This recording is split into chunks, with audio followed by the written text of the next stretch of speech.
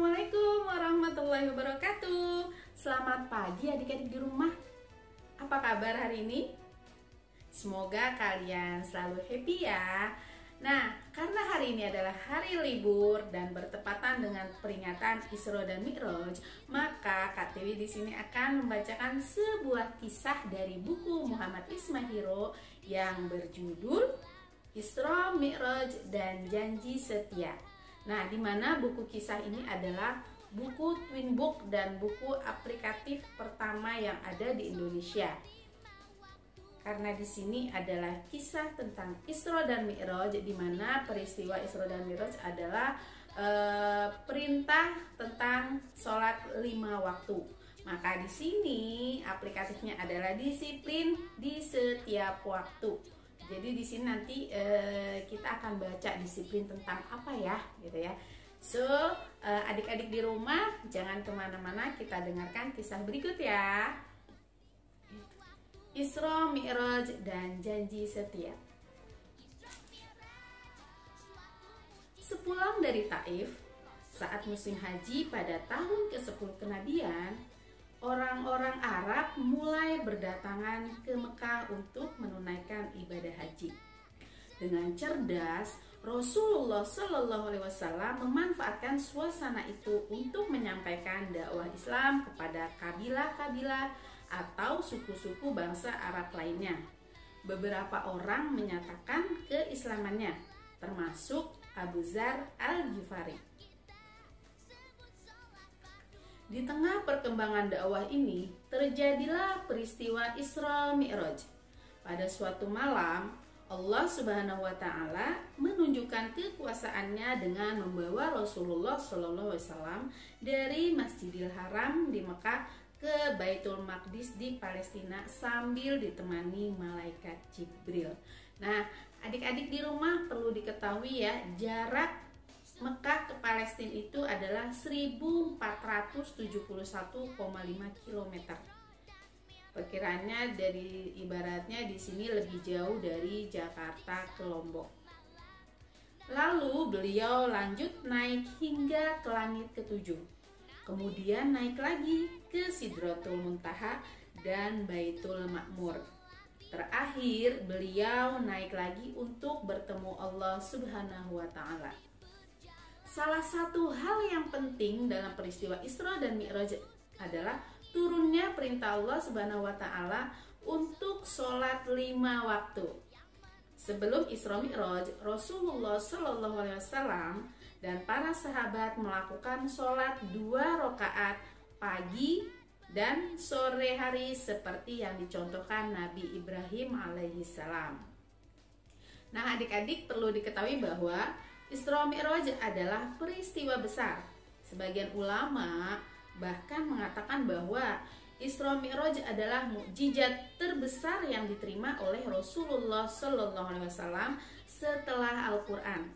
Isra Mi'raj diabadikan dalam Al-Quran surat Al-Isra. Silahkan kalian baca ya. Oke, kita lanjut ke halaman selanjutnya.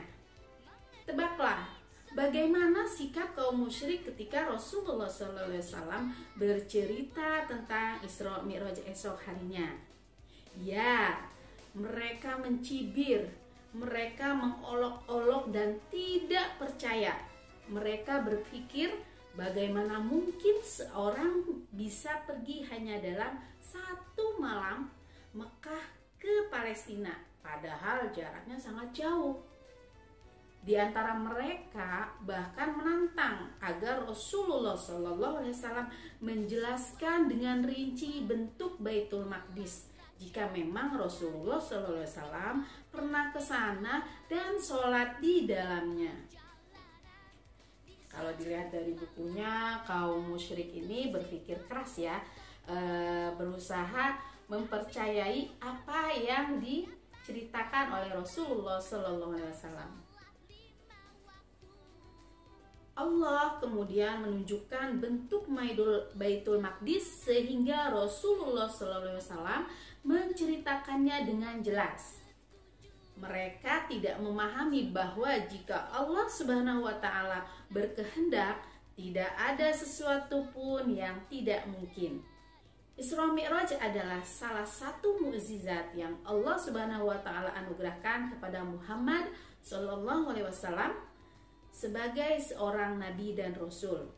Sungguh, hati kaum musyrik itu telah tertutup untuk menerima kebenaran. Adik-adik perlu tahu, saat kaum Quraisy tidak mempercayainya, ya dalam artian tidak mempercayai Rasulullah, saat Rasulullah berdiri di Hijr Ismail, Allah memperlihatkan Baitul Maqdis kepada Nabi Muhammad sehingga Nabi Muhammad bisa menceritakan kepada mereka tentang pilar-pilarnya dengan gambaran yang jelas. Saat musim haji pada tahun ke-11 kenabian, dakwah Islam semakin menyebar ke luar Mekah, terutama ke Yasrib, Madinah. 6 orang pemuda Yasrib menyatakan keislamannya ketika bertemu dengan Rasulullah Shallallahu Alaihi Wasallam. Masya Allah. Mereka selama ini hidup dengan orang-orang Yahudi di Madinah. Apabila terjadi pertentangan sesama mereka, orang Yahudi selalu berkata, "Sekarang akan muncul seorang nabi. Setelah sekian lama tidak ada nabi yang diutus. Kami akan mengikutinya bersama sang nabi itu. Kami akan memerangi kalian." Nah, di sini keenam pemuda Yasrib tersebut adalah kaum intelektual, jadi kaum yang berpendidikan dan selama ini menjadi sekutu atau berteman dengan Yahudi. Mereka adalah As'ad bin Zurarah, Auf bin Haris, Rafi bin Malik, Utbah bin Amir, Uqbah bin Amir, dan Zabir bin Abdullah. Jadi, ketika Rasulullah SAW mengajak para pemuda itu masuk Islam, mereka berkata kepada sesama mereka, "Ketahuilah, demi Allah, inilah nabi yang kerap disebutkan kaum Yahudi untuk mengancam kita. Jangan sampai mereka mendahului kita untuk mengikutinya." Bagaimana dengan orang Yahudi? Mereka tetap tidak mau beriman kepada Rasulullah SAW karena mereka adalah kaum yang suka ingkar janji. Pada musim haji berikutnya, 12 orang laki-laki dari Madinah datang menemui Rasulullah SAW. Di Aqobah, Mina, mereka melakukan janji setia. Biasa kita menyebutnya dengan baiat. Untuk tidak menyekutukan Allah Subhanahu wa taala dengan apapun. Tidak mencuri, tidak berzina, tidak membunuh anak-anak, tidak berdusta, dan menaati Rasulullah Shallallahu Alaihi Wasallam. Peristiwa ini dikenal dengan Baiat Aqobah pertama. Ya, jadi di sini ada 12 pemuda ya yang berjanji tidak akan menyekutukan Allah. Jadi mereka berbondong-bondong masuk Islam. Mereka kemudian pulang ke Madinah. Rasulullah SAW meminta Mus'ab bin Umair pergi ke Madinah untuk melakukan pengajaran Islam di sana, sehingga tidak ada satupun rumah di Madinah yang tidak mendengar ayat-ayat Allah Subhanahu wa taala. Mus'ab pun mendapat gelar Al-Muqri Al-Madinah, pembaca Al-Quran bagi Madinah. Masya Allah. Nah, adik-adik perlu tahu bahwa di Madinah Mus'ab itu tinggal di rumah As'ad bin Zurarah yang kemudian membantu Mus'ab. Mereka menyebarkan Islam tanpa kenal lelah. Keberhasilan dakwah Mus'ab di Madinah membuat sekelompok orang kembali menemui Rasulullah SAW di Aqobah untuk juga melakukan janji setia. Sebelum masuk Islam, Mus'ab adalah pemuda kaya raya Namun ketika meninggal di perang Uhud, dia hanya punya selembar kain untuk menutupi jenazahnya. Jika kain itu ditutupkan ke kepalanya, kakinya tersembul. Jika kakinya ditutup, kepalanya akan tersembul. Rasulullah Shallallahu Alaihi Wasallam menangis dan bersabda, "Tutupkanlah kain itu pada kepalanya dan tutuplah kedua kakinya dengan pelepah kurma." Hadis riwayat Muslim. Mereka terdiri dari 70 orang laki-laki dan 2 orang perempuan. Peristiwa ini dikenal dengan Baiat Aqobah kedua. Jarak antara Baiat Aqobah pertama dan kedua adalah 2 tahun, yaitu pada tahun 11 dan ke-13 kenabian pada waktu musim haji. Artinya, dalam 2 tahun dakwah Mus'ab berhasil mengislamkan penduduk Madinah. Subhanallah. Nah, adik-adik di sini juga perlu mengetahui bahwa Abbas bin Abdul Muthalib, paman Rasulullah SAW, saat itu belum memeluk Islam. Namun dia sangat percaya kepada Rasulullah SAW. Abbaslah yang membuka pembicaraan dan menjelaskan tentang janji setia itu. 2 orang wanita yang hadir adalah Nusaibah binti Ka'ab yang kita kenal dengan Ummu Ammarah dan Asma binti Amr yang biasa kita kenal dengan Ummu Mani. Malam itu di Aqobah Rasulullah berbicara, membacakan Al-Quran, mengajak menyembah Allah Subhanahu wa Ta'ala dan mengajak orang-orang masuk Islam. Beliau berkata, "Aku membaiat kalian untuk membela seperti kalian membela istri-istri dan anak-anak kalian." Lalu semakin kuatlah Islam di antara penduduk Madinah.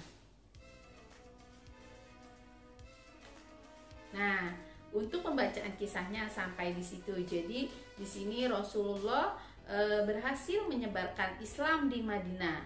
Nah, sekarang kita akan membacakan disiplin di setiap waktu.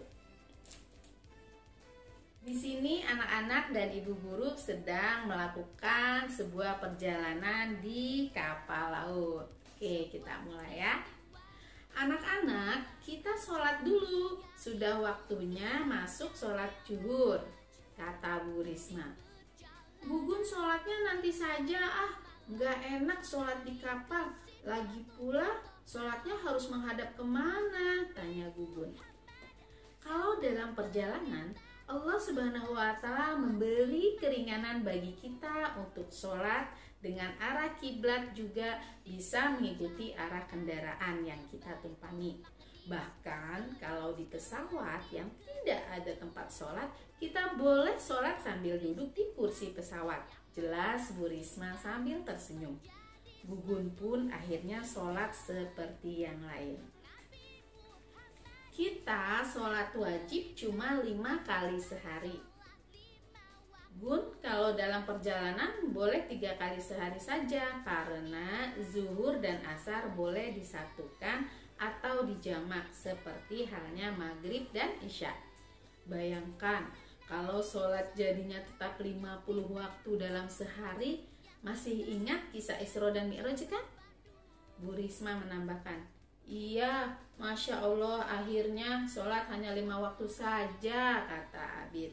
Nah, di sini ada gambar. Jadi sholat yang bisa dijamak adalah zuhur dan asar, maghrib dan isya. Ya.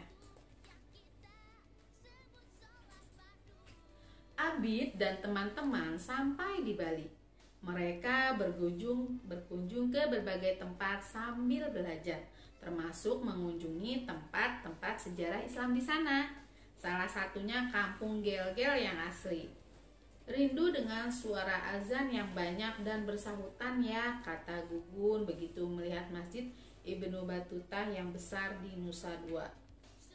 Di Bali sebagian penduduknya beragama Hindu, jadi masjid di sini tidak sebanyak di daerah kita, Bu Risma menjelaskan. "Makanya jangan protes lagi kalau disuruh sholat." Mehmet melotot ke arah Gugun sambil tertawa.